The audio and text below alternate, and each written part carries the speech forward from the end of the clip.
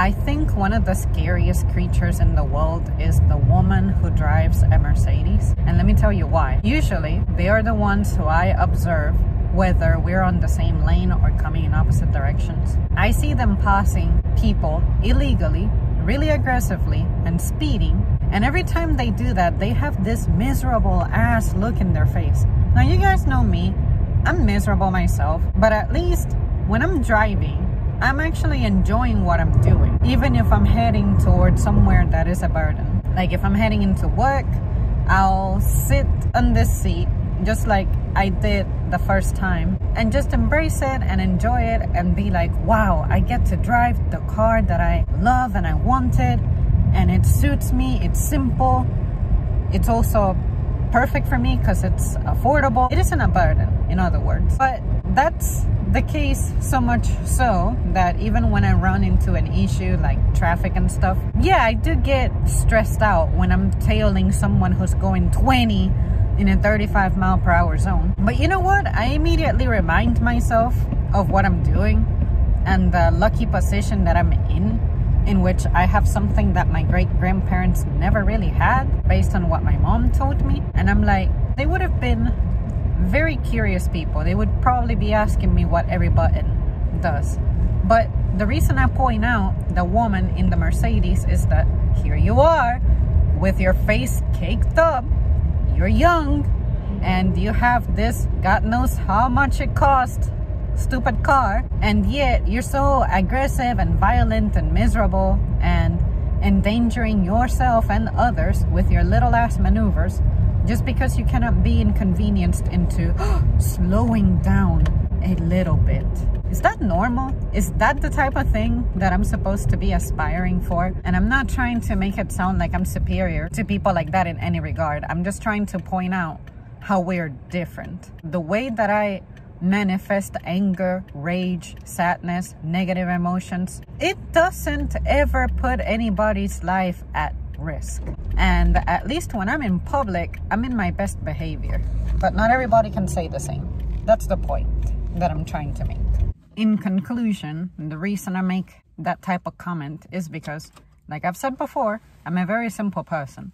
When I'm out in public, whatever thing keeps me in a miserable state, in a depressed state, it is not your fault. It's not the fault of anybody who I encounter. So why on God's green earth would I come out here and behave in that way, drive stupid, endangering you, have a nasty attitude? I'm the dangerous kind of miserable person. And the reason I say it like that is because every single clown in my day I encounter at some point goes, "You're always happy. You're always so positive. You're always so energetic, this and that." And I guess it could turn into a Robin Williams kind of situation in which, oh, this person made a lot of people happy. He was an entertainer. He always appeared to be doing fine on the outside, but in the inside, he was struggling. I'm not that level bad. I'm not ever thinking about self-harm or anything like that. But what I'm trying to illustrate is that because I know how to maintain my demeanor in a way that I can project it healthily, that makes me dangerous. Because then the moment I start talking about the things that are legit happening with me, then people are shocked and they can't handle it. And see what I mean? That's why I try to focus on being authentic.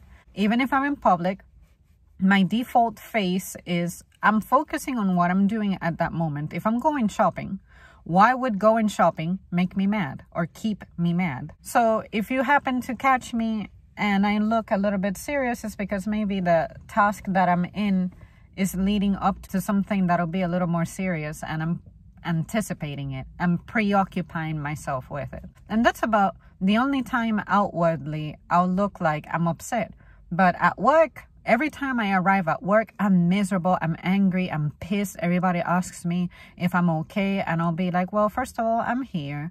I'm in pain. I couldn't sleep. I didn't eat breakfast. This, that, and the other. I express the negatives. And then after that, I transition straight into work like it's nothing. That's what I'm trying to say. You cannot just let your misery or your struggles conquer you everywhere that you go. Every place that you're at, there's an opportunity to make a connection with something. So when I'm sitting in this driver's seat, I'm thinking about remaining focused on my task at hand, which is operating this thing so that I don't get myself killed or anyone else. That's it. That's all you gotta do. You're sitting in this seat, you're avoiding accidents, period. After you exit this place, then you can let whatever the fuck is messing with you overcome you. But speeding is never justified. Running red lights is never justified. Even if you think you're heading into a place that has an emergency, try to think about what your presence will actually do. Are you really the one who's going to save someone in an emergency, or is it somebody else? And why is it up to you? Try to keep that in perspective. You don't have to be the savior of everything. And sometimes your presence, don't be offended, but it's not as instrumental as you think it is. Focus on that.